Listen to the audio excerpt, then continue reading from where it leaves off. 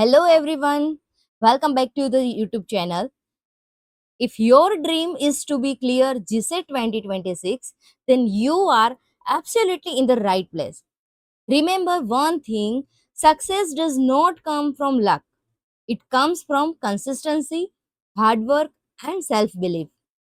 Every toppers once started as a beginner, so never doubt yourself.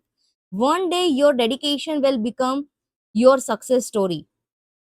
ચાલો મિત્રો, આજે આપણે જીસેટ પેપર 1 નું ખૂબ જ મહત્વપૂર્ણ યુનિટ એટલે કે ટીચિંગ એપ્ટિટ્યુડ શિક્ષણ અભિયોગ્યતા સરળ ભાષામાં સમજવાના છીએ. યાદ રાખજો કે મહેનત ક્યારેય વ્યર્થ નથી જતી. દરરોજ થોડું થોડું શીખશો તો સફળતા ચોક્કસથી મળશે. તો વિડીયોને અંત સુધી જોતા રહેજો અને સાથે સાથે નોટબુક્સ બનાવતા રહેજો, એટલે કે શોર્ટ નોટ્સ બનાવવાની છે. જીસેટ 2026 ની આપણે જે પેપર 1 જે છે એની જોરદાર તૈયારી શરૂ કરી દઈએ. Let's begin the class. Welcome back to our class. પહેલા ભગવાનને યાદ કરતા સૌને બધાને જય શ્રી કૃષ્ણ, જય દ્વારકાધીશ. જીસેટ પેપર 1 ની અંદર આપણે ટોટલ 10 યુનિટ ભણવાના છે. There are 10 units of GSET paper 1. Unit 1 is a teaching aptitude, જેને આપણે કહીશું શિક્ષણ અભિયોગ્યતા. યુનિટ 2 રિસર્ચ એપ્ટિટ્યુડ કે જે સંશોધન અભિયોગ્યતા. યુનિટ 3 કોમ્પ્રિહેન્શન એટલે કે ગહન સમજ બોધગમ્યતા. યુનિટ 4 છે આપણું કોમ્યુનિકેશન એટલે કે માહિતી સંચાર. યુનિટ 5 છે આપણું મેથેમેટિકલ રીઝનિંગ એન્ડ એપ્ટિટ્યુડ એટલે કે ગાણિતિક તર્ક અને અભિયોગ્યતા. યુનિટ 6 છે આપણું લોજિકલ રીઝનિંગ એટલે કે તાર્કિક તર્ક શક્તિ. યુનિટ 7 છે ડેટા ઇન્ટરપ્રિટેશન્સ, જેને કહીશું આપણે આંકડાઓનું અર્થઘટન. યુનિટ 8 છે ઇન્ફોર્મેશન એન્ડ કમ્યુનિકેશન ટેકનોલોજી, જેને કહીશું માહિતી અને સંચાર ટેકનોલોજી. યુનિટ 9 છે પીપલ ડેવલપમેન્ટ એન્ડ એન્વાયરમેન્ટ, જેને કહેવાય લોકો, વિકાસ અને પર્યાવરણની વાત કરીશું. યુનિટ 10 ની અંદર હાયર એજ્યુકેશન સિસ્ટમ એટલે કે ઉચ્ચ શિક્ષણ પ્રણાલી. તો જીસેટ પેપર 1 ની અંદર તમારે 10 યુનિટ ભણવાના છે. આ 10 યુનિટમાંથી એક્ઝામમાં વારંવાર ક્વેશ્ચન પૂછાતા હોય છે, પણ એટલું યાદ રાખજો કે ક્યારેય કોઈ ક્વેશ્ચન રિપીટ થતો નથી. તો દરેક ક્વેશ્ચન કોઈ ટ્વિસ્ટ કરીને પૂછે છે, તો એ ટ્વિસ્ટ કરેલો ક્વેશ્ચન છે એનો જવાબ ક્યાંથી આવડે કે જ્યારે તમને કોન્સેપ્ટની ક્લેરિટી હોય ત્યારે. તો આપણે દરેક કોન્સેપ્ટ ક્લેરિટી સાથે સમજીશું, જેથી આપણને જીસેટમાં કોઈ બી ક્વેશ્ચન પૂછે તો આપણે ઇઝીલી અટેમ્પ્ટ કરી શકીએ, એને ઇઝીલી 1 મિનિટની અંદર આપણે સોલ્વ કરી શકીએ. તો વિડીયો શરૂઆત કરીએ તો વિડીયો અંત સુધી જરૂરથી જોજો, તમને દરેક વસ્તુ ખબર પડશે. યુનિટ 1 ની અંદર એટલે કે ટીચિંગ એપ્ટિટ્યુડ, જેને આપણે કહીશું શિક્ષણ અભિયોગ્યતા, જેની અંદર આપણે સિલેબસની વાત કરવાના છીએ, કન્સેપ્ટ એન્ડ ઓબ્જેક્ટની વાત કરવાના છીએ, સંકલ્પના અને હેતુની, લેવલ્સ ઓફ ટીચિંગના પણ ઘણા બધા સ્તર હોય છે, એટલે કે શિક્ષણના સ્તરો વિશે વાત કરવાના છીએ. લર્નર કેરેક્ટરિસ્ટિક્સ એટલે કે શીખનારના લક્ષણો કેવા હોવા જોઈએ. ફેક્ટર અફેક્ટિંગ ટીચિંગ, તમે જે ભણાવો છો તો એને શિક્ષણને અસર કરતા પરિબળો કેવા હોવા જોઈએ એની વાત કરવાના છીએ. ઇવેલ્યુએશન સિસ્ટમ અને આખરે મૂલ્યાંકન પ્રણાલીની પણ વાત કરવાની છે. વાત કરીએ કે meaning and concept of teaching, શિક્ષણનો અર્થ અને સંકલ્પના. સૌથી પહેલા આપણે એમ સમજીએ કે આપણે બધાને એક શું બનવાનું છે, ટીચર, એક પ્રોફેસર, એક કોલેજમાં એક અધ્યાપક તરીકે આપણે જોબ કરવાની છે. તો આપણે કોની સાથે જોડાવાનું છે, એક સ્ટુડન્ટ સાથે, એટલે કે એક વિદ્યાર્થી સાથે. તો એક શિક્ષક અને વિદ્યાર્થી વચ્ચે કેવો સંબંધ હોય છે, તમને અને મને બંનેને ખબર છે કે બંને વચ્ચે જે એક સંબંધ છે એ કેવો હોય છે, એક શુદ્ધ સંબંધ હોય છે, કે જેને કહેવાય કે એક શિક્ષક અને વિદ્યાર્થી વચ્ચે જે માહિતીની આપ-લે થાય છે તેના દ્વારા વિદ્યાર્થીનું નોલેજ શું થતું હોય છે, ગેઇન થતું હોય છે. વાત કરીએ કે મીનિંગ એન્ડ કોન્સેપ્ટ, તો સૌથી પહેલા આપણે જાણીશું કે શિક્ષણ કહેવાય કોને. તો શિક્ષણ એક એવી પ્રતિક્રિયા છે, એક પરસ્પર ક્રિયાત્મક પ્રક્રિયા છે, જેમાં મુખ્યત્વે શિક્ષક અને વિદ્યાર્થી વચ્ચે વર્ગખંડમાં શું થાય છે, સંવાદ થાય છે. આ ડેફિનેશન કોણે આપી હતી, એડમંડ એમિડોને આપી હતી. Teaching is an interactive process primarily involving classroom talk which take place between teachers and pupils. Pupil લખ્યું છે એટલે યાદ રાખજો, pupil એટલે સ્ટુડન્ટ્સ એટલે કે વિદ્યાર્થી, બરાબર. તો આટલી વસ્તુ યાદ રાખજો કે શિક્ષક છે એ જ્યારે સ્ટુડન્ટ સાથે જે પોતાના માહિતીની આપ-લે કરે છે એ બંને વચ્ચે જે કન્વર્ઝેશન થાય છે, ક્રિયા અને પ્રતિક્રિયા થાય છે, એને કહેવાશે ટીચિંગ એટલે કે શિક્ષણ. તો શિક્ષણની ડેફિનેશન યાદ રહી ગઈ. આઈ હોપ તમને ખબર પડી હશે. તો શિક્ષક જે છે અને સ્ટુડન્ટ્સ એ બંને વચ્ચે શું થાય છે, નોલેજ એટલે કે ઇન્ટરેક્શન થાય છે, જે જ્ઞાન છે એની શું થાય છે, આપલે થાય છે, એકબીજાની પરસ્પર ક્રિયાઓ થાય છે, જેને કહેવાય ટીચિંગ. ત્યારબાદ વાત કરીએ કે સોશિયલ એન્ડ ઇન્ટરેક્ટિવ એક્ટિવિટી છે, એ સામાજિક અને પરસ્પર ક્રિયાત્મક પ્રક્રિયા છે. હવે ટીચર અને સ્ટુડન્ટ્સ એટલે કે બે વ્યક્તિ થયા. તો એ બે વ્યક્તિ જ્યારે વાતચીત કરે છે ત્યારે એને શું કહેવાય, કોમ્યુનિકેશન કર્યો કહેવાય, એટલે કે માહિતી સંચારની આપલે કરી કહેવાય, જેને કહેવાય a two way communication process between teacher and students. પછી સેકન્ડ નંબર ઉપર છે કે ગોલ ઓરિએન્ટેડ એટલે કે હેતુ આધારિત પ્રવૃત્તિ. જે ટીચર હોય છે એ સ્ટુડન્ટ્સને પોતાના ગોલ તરફ લઈ જાય છે, એના નોલેજને ગેઇન કરે છે, design to achieve pre defined objectives and desired learning outcome. કે એના દ્વારા એક ટીચરને પણ ખ્યાલ આવે છે કે હું બાળકને આ વસ્તુ ભણાવીશ તો બાળકમાં શું નોલેજ થશે, કેટલું નોલેજ કેટલી ગતિએ વધશે, એ દરેક વસ્તુ એક ટીચરને ખબર હોય છે. Continuous and dynamic. શિક્ષણ છે અને શિક્ષક બંનેની શીખવાની જે પ્રક્રિયા પ્રતિક્રિયા છે એ કન્ટિન્યુઅસ હોય છે. તમે ગમે ત્યારે વસ્તુ શીખી શકો છો અને શીખવી પણ શકો છો. એટલા માટે એને કહેવાયું છે કે કન્ટિન્યુઅસ પણ છે અને ડાયનેમિક પણ છે. And ongoing evaluation of knowledge, skill, value and attitude. તમે 5 વર્ષથી લઈ તમે 50 વર્ષ સુધીના થાવ તો પણ તમે જો કોઈ વસ્તુ શીખવાનો પ્રયત્ન કરો છો તો તમે શીખી શકો છો.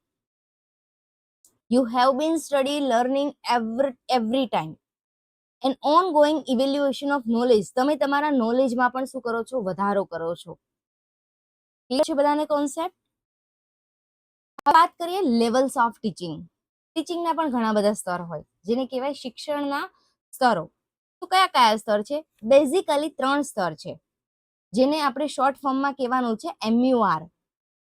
લેવલ્સ ઓફ ટીચિંગ, જેને આપણે કહીશું MUR.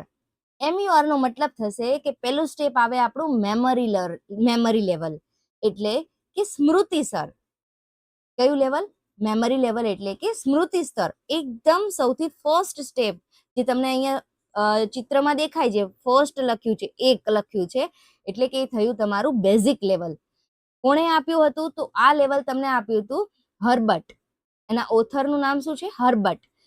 તો મેમરી લેવલ કોણે આપ્યું હતું? હર્બર્ટે આપ્યું હતું. એને શેના ઉપર ફોકસ કર્યું? તો rote learning and recall of fact ઉપર, એટલે કે રટણ અને તથ્યો યાદ રાખવા. નેચર કે એમાં ટીચર સેન્ટર હોય છે, એટલે કે શિક્ષણ કેન્દ્રિત હોય છે. જે આપણું અહીંયા તમને દેખાઈ રહ્યું છે કે જે મેમરી લેવલ છે, એ મેમરી લેવલની અંદર એક શિક્ષક જે બાળકને ભણાવે છે, નાના બાળકોને, તો બાળકોને કોઈ વસ્તુની ખબર નથી, એ શું કરે છે? શિક્ષક જે ભણાવે છે એ વસ્તુનું શું કરે છે? ગુખણપટ્ટી કરે છે, જેને આપણે કહીશું રોટ લર્નિંગ. ઠીક છે? અને રિકોલ ઓફ ફેક્ટ્સ, એ વસ્તુને યાદ કરીને એને શું કરશે? એક્ઝામમાં લખશે. એના સિવાય બીજું કંઈ વિચારી શકશે નહીં. તો એને કયું લેવલ કહીશું આપણે? Memory level. એટલે કે એમાં ટીચર સેન્ટર હોય છે, આમાં સ્ટુડન્ટ્સનો કોઈ રોલ હોતો નથી. તો ટીચર કોણ થયું? Active person. અને જે સ્ટુડન્ટ છે એ કોણ થયું? એ પેસિવ પર્સન, કે સ્ટુડન્ટ છે માત્ર સાંભળે છે, ના તો કોઈ ક્રિયા ના પ્રતિક્રિયા, બસ ગોખણપટ્ટી કરે છે અને એક્ઝામ આપે છે. આપણે એને કયું લેવલ કહીશું? Memory level. એનાથી થોડું એક સ્ટેપ આગળ આવો એટલે કે અન્ડરસ્ટેન્ડિંગ લેવલ. જે કોણે આપ્યું હતું? એ પણ હર્બર્ટે આપ્યું હતું, જેને આપણે કહીએ સમજ સ્તર. થોડું બાળક મોટું થાય, 8મા 9મા 10મામાં આવે એટલે થોડી એને સમજણ વધે. શું થાય? સમજણ વધે. સમજણ વધે એટલે કે એનું સમજવાની શક્તિનું સ્તર વધે. કે કોન્સેપ્ટ કોમ્પ્રિહેન્સિવ એન્ડ રિલેશનશિપ્સ, સંકલ્પનાઓ અને સંબંધોની સમજણ આવી જાય છે એનામાં, કે એ વ્યક્તિ ખુદ જાતે સમજી શકે છે, ઇન્ટરેક્ટિવ સેશન્સ કરી શકે છે, એના ટીચરને પ્રશ્ન પૂછી શકે છે કે x + y = z કઈ રીતે થાય. ઇન્ટરેક્શન બેઝડ હોય છે, એટલે કે પરસ્પર ક્રિયાત્મક પ્રક્રિયા હોય છે, જેમાં ટીચર અને સ્ટુડન્ટ્સ બંને વચ્ચે શું થાય છે? ઇન્ટરેક્શન્સ, એટલે કે બંને વચ્ચે માહિતીની આપલે થાય છે. એટલે એને કયું કહીશું? Teacher plus student centre activity, જેને કહીશું અન્ડરસ્ટેન્ડિંગ લેવલ, એટલે કે સમજ શક્તિનું સ્તર. થર્ડ સ્ટેપ આવે એટલે કે સૌથી ઉપર, જે અત્યારે આપણે બધા એડલ્ટ છીએ ને, જે અત્યારે આપણે ભણી રહ્યા છીએ, આપણે બધાને સમજવાની બહુ જ શક્તિ છે, તર્ક શક્તિ છે. આપણે તર્ક લગાવીએ છીએ કે આનું આમ કેમ થાય, તો આ વસ્તુને કહેવાય રિફ્લેક્ટિવ લેવલ. કયું કહેવાય? Reflective level. Reflective level in the sense of પ્રતિબિંબિત સ્તર, કે કોઈ વસ્તુની ક્રિયા પ્રતિક્રિયા કરવી આપણને ભાન છે. આપણે 12th પછી આપણે કોમર્સ લીધું, આર્ટ્સ લીધું, સાયન્સ લીધું, વોટેવર કોઈ બી સબ્જેક્ટ આપણે ચૂઝ કર્યો, તો એ સબ્જેક્ટમાં આપણે આપણું ડિસિઝન આપણું હોવું જોઈએ, ના કે આપણા પેરેન્ટ્સનું. કેમ કે તમને ખબર છે કે તમને કયો વિષય ફાવે છે. તમને મેથેમેટિક્સમાં ઇન્ટરેસ્ટ છે, તમને થિયોરિટિકલ સબ્જેક્ટમાં ઇન્ટરેસ્ટ છે, તમને સાયન્સમાં ઇન્ટરેસ્ટ છે, કોઈ પ્રયોગો કરવામાં ઇન્ટરેસ્ટ છે, તો એ બાળક ઉપર ડિપેન્ડ છે. બાળક ખુદ જાતે ડિસિઝન લઈ શકે છે કે મારે આ ફિલ્ડમાં જવું છે, તો એને કહેવાશે રિફ્લેક્ટિવ લેવલ. કોણે આપ્યું હતું? તો જે આપણા ઓથર હતા એ હન્ટ, એણે આપ્યું હતું રિફ્લેક્ટિવ લેવલ.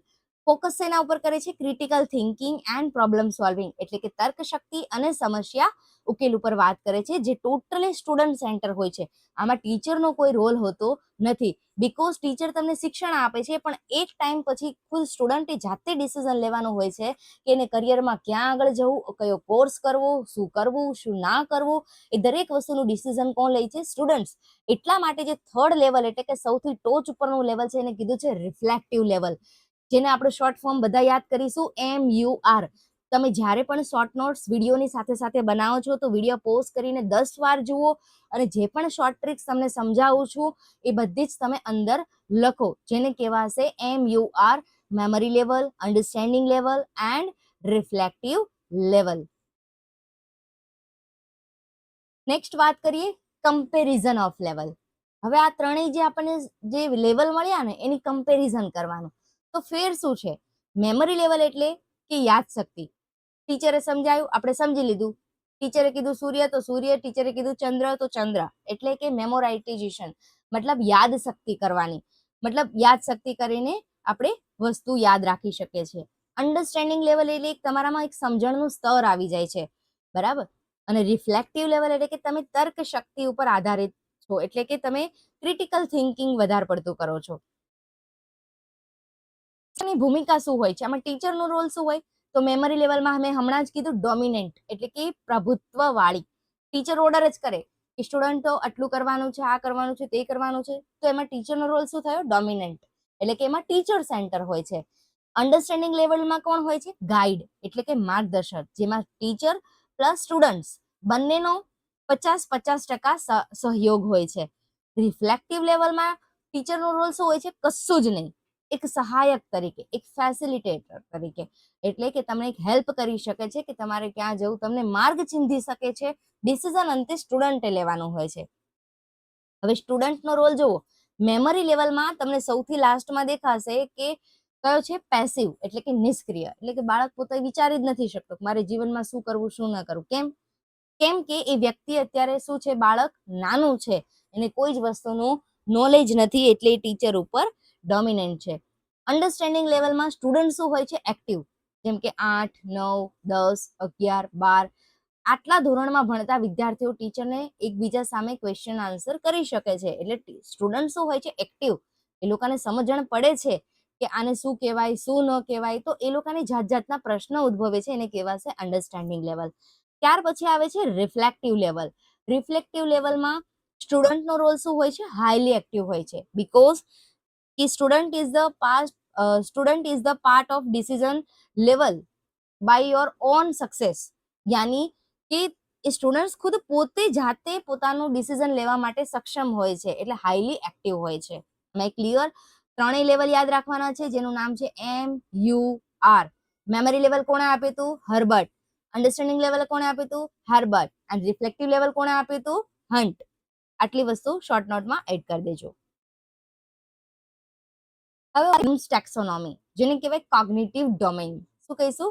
કોગ્નિટિવ ડોમેઇન, એટલે કે બ્લૂમનું વર્ગીકરણ, જે જ્ઞાનાત્મક ક્ષેત્ર તરીકે એ લોકોએ આપેલું છે. તો એના તમને જે દેખાય છે ને, એમાં રાઈટ સાઈડ નીચેથી સ્ટાર્ટ કરવાનું છે. કોઈ બી તમે જ્યારે કોઈ ડાયાગ્રામ સમજો ને, તો કોઈક માણસની રીતે જોવાનું, જેમ કે એને બેઝિક લેવલથી લઈને એના હાઈ લેવલ સુધી. ટોચ ક્યારે બને? કે જ્યારે તમારું મૂળિયું મજબૂત હોય ત્યારે. તો મૂળિયા એટલે કે સૌથી લાસ્ટમાં તમને રાઈટ સાઈડ શું આપ્યું છે? રિમેમ્બરિંગ, એટલે કે તથ્યો યાદ કરવા. સેકન્ડ નંબર છે આપ્યું છે તમને અન્ડરસ્ટેન્ડિંગ, એટલે કે વિચાર સમજાવો. થર્ડ લેવલ આપ્યું છે તમને એપ્લાઇંગ એટલે કે જ્ઞાનનો ભરપૂર ઉપયોગ કરવો. ફોર્થ આપ્યું છે તમને એનાલાઇઝિંગ એટલે કે ભાગોમાં વિભાજન કરવું. ફિફ્થ નંબર તમને આપ્યું છે ઇવેલ્યુએટિંગ એટલે કે મૂલ્યાંકન કરવું. અને સિક્સ્થ નંબર આપ્યું છે તમને ક્રિએટિંગ એટલે કે નવી રચના કરવી. તો આ 6 એ 6 જે તમને સ્ટેપ આપ્યા છે, remember, understanding, applying, analysing, evaluating and creating, આ 6 એ 6 સ્ટેપ ગમે તે રીતે યાદ કરી દેજો, બીકોઝ આ એક્ઝામમાં મોસ્ટ આઈએમપી છે. જીસેટમાં આના ઉપરથી એક ક્વેશ્ચન તો આવે જ છે 100%. તો દરેક વસ્તુ એના સ્ટેપ છે એ યાદ રાખી લેજો. તો શોર્ટ ટ્રિક્સ પણ હોય છે, જેમ કે મેં બનાવી હતી કે આર યુ આસી. તો આર યુ નો મતલબ છે કે આર મતલબ રિમેમ્બરિંગ, યુ મતલબ અન્ડરસ્ટેન્ડિંગ, ડબલ એ મતલબ એક આવશે એપ્લાય કરવું ને પછી એનું એનાલાઇઝ કરવું, એન્ડ ઇવેલ્યુએટિંગ એન્ડ ક્રિએટિંગ. તો આર યુ આસી, આ રીતે મેં એક કીવર્ડ બનાવ્યો હતો, તો તમે પણ આ રીતે બનાવી શકો છો. રિમેમ્બરિંગ મતલબ રિકોલ ફેક્ટ્સ, તમે યાદ કરી શકો છો કોઈ વસ્તુને. અન્ડરસ્ટેન્ડિંગ એટલે કે કોઈ વસ્તુનો એક્સપ્લેન કરી શકો છો, સમજાવી શકો છો. એના ઉપર યુઝ કરવું કે જે આપણને સમજાય એના પર આપણે કોઈ વસ્તુ યુઝ કરીએ, એ નોલેજનો એપ્લાય કરીએ, એને કહેવાય એપ્લાઇંગ. એનાલાઇઝિંગ એટલે કે એના ઉપરથી તમને શું એનાલિસિસ કરીને ખબર પડ્યું, ભાગોમાં વિભાજન કરીને. ઇવેલ્યુએશન એટલે કે એનું મૂલ્યાંકન કરવું. અને ક્રિએટિંગ મતલબ ડિઝાઇન અને પ્રોસિજર કરવી. તો આ આખું થયું આપણું બ્લૂમ ટેક્સોનોમી, જેને આપણે કહીશું cognitive domain. Basic requirement and process એટલે કે શિક્ષણની મૂળભૂત આવશ્યકતાઓ અને પ્રક્રિયાઓ. ડાબી બાજુ છે આપણે લેફ્ટ સાઈડ આપ્યું છે મેજર એલિમેન્ટ્સ, એના મુખ્ય ઘટકો કયા કયા છે. સૌથી પહેલા વાત કરીએ તો ટીચર. ટીચર એટલે કે શિક્ષક, ધ ગાઈડ એન્ડ મોટિવેટર એટલે કે માર્ગદર્શક અને પ્રેરક. જો જ્યારે બાળક સ્કૂલમાં ફર્સ્ટ સ્ટાન્ડર્ડથી બેસે છે ત્યારથી લઈને જ્યારે 12th સ્ટાન્ડર્ડ, ગ્રેજ્યુએશન્સ કરે છે, પોસ્ટ ગ્રેજ્યુએશન્સ કરે છે, દરેકમાં ટીચરનો રોલ બહુ જ અગત્યનો છે. તો ટીચર છે મેઇન કોણ છે સ્ટુડન્ટ્સ માટે? તો એક ગાઈડ પણ છે, એક મેન્ટર પણ છે, એક મોટિવેટર પણ છે. એટલે કે શિક્ષક છે એ જ બાળકનો સંચાર કરી શકે છે. હવે એના માટે સામે કોણ હોવું જોઈએ? તો લર્નર. લર્નર મતલબ સ્ટુડન્ટ્સ, સ્ટુડન્ટ્સ મતલબ પ્યુપિલ, જેને આપણે કહીએ વિદ્યાર્થી. ધ સેન્ટર એલિમેન્ટ, જે શિક્ષણનું મુખ્ય કેન્દ્ર છે એ કોણ છે? બાળક. અગર બાળક જ નહીં હોય તો અભ્યાસ કઈ રીતે કરાવીશું આપણે? ઠીક છે. તો એ બંને માટે તમારે શું જોઈએ? એક સારામાં સારું એન્વાયરમેન્ટ એટલે કે અભ્યાસનું વાતાવરણ, જેને કહેવાય ધ એટમોસ્ફિયર એન્ડ સપોર્ટ. અને આ વસ્તુ આપણને ક્યાં મળે? આ વસ્તુ આપણને મળે સ્કૂલ છે, કોલેજ છે એની અંદર મળે. તો સકારાત્મક વાતાવરણ અને સહાય, દરેકે દરેક વસ્તુ મેઇન એના એલિમેન્ટ્સ છે. તો આ એક વસ્તુ યાદ રાખી લેજો. પછી છે ટીચિંગ લર્નિંગ પ્રોસેસ, જે રાઈટ સાઈડ આપ્યું છે શિક્ષણ અભ્યાસની પ્રક્રિયા. ટીચર ક્લાસરૂમમાં ભણાવે છે એની ટીચિંગ મેથડથી, અલગ અલગ શિક્ષણની પદ્ધતિથી. એટલે લર્નર શું કરે છે? એ વસ્તુને શીખે છે. શીખ્યા બાદ એનું લર્નિંગ શું નીકળે છે? આઉટકમ એટલે કે શૈક્ષણિક પરિણામ નીકળે છે. અને એના ઉપરથી શિક્ષકને શું મળે છે? ઇવેલ્યુએશન ઉપરથી ફીડબેક એટલે કે પ્રતિસાદ મળે છે. કહેવાય ને કે જ્યારે when two person are talk to each other, then that is a good communications between teachers and students. મતલબ કે જ્યારે શિક્ષક અને વિદ્યાર્થી વચ્ચે જ્યારે કોઈ માહિતીની આપલે થાય છે ત્યારે તેને સૌથી સારું માહિતી સંચાર કહેવામાં આવે છે. પણ ક્યારે? કે જ્યારે લિસનર એટલે કે સ્ટુડન્ટ્સ પણ એક્ટિવ હોય અને એ વસ્તુનું ફીડબેક આપે ત્યારે. તો આઈ હોપ તમને આ બધા કોન્સેપ્ટ હજી સુધીના શીખવ્યા એ બધા જ સમજણ પડી હશે. તો કોમેન્ટ સેક્શન્સમાં લખી દેજો. ટોપિક્સ ના ખબર પડી હોય તે ટેલિગ્રામ ચેનલમાં પૂછી લેજો, નીચે ટેલિગ્રામ ચેનલ્સ પણ આપેલી છે. તો આજના જે ડે 1 છે આપણો, એની અંદર જીસેટ પેપર 1માં ટીચિંગ એપ્ટિટ્યુડ્સની અંદર આજે આપણે જે આ ઘણા બધા કોન્સેપ્ટ જોયા, જેમ કે કમ્પેરિઝન જોયું, લેવલ જોયા, એમયુઆર એનો મિનિંગ જોયો. તો આ દરેકે દરેક વસ્તુ આજે આપણે જોઈ કે એની ઇવેલ્યુએશન સિસ્ટમ શું છે, ઠીક છે, લેવલ ઓફ ટીચિંગ શું છે, કમ્પેરિઝન લેવલ શું છે, બ્લૂમ ટેક્સોનોમી શું છે, એના 6 પાર્ટ કયા કયા છે, એ કઈ રીતે પૂછાય છે, કઈ રીતે વર્ક કરે છે, એની પ્રોસેસ છે, દરેક વસ્તુ જાણી. જો તમને વસ્તુ સારી લાગી હોય તો તમે અત્યારે જ યુટ્યુબ ચેનલ સબસ્ક્રાઇબ કરી લેજો. તમારા ફ્રેન્ડ્સ જેને પણ આ વસ્તુનો અભ્યાસ કરી રહ્યા છે તો એને વધુને વધુ શેર કરજો. નીચે આપેલી ટેલિગ્રામ લિંક જોઈન કરી લેજો અને બાજુમાં આપેલું બેલ આઇકન દબાવવાનું ભૂલતા નહીં. મહેનત એટલી શાંતિથી કરજો કે તમારી સફળતા અવાજ કરી મૂકે. ડેલી લાઈવ અપડેટ્સ જોવા માટે ટેલિગ્રામ ચેનલ અત્યારે જોઈન કરી લેજો. તો મળીએ નેક્સ્ટ વિડીયોમાં. આની પીડીએફ હું તમને ટેલિગ્રામ લિંકમાં સેન્ડ કરી દઈશ. ચલો, જય દ્વારકાધીશ, બેસ્ટ ઓફ લક. મળીએ નેક્સ્ટ વિડીયોમાં.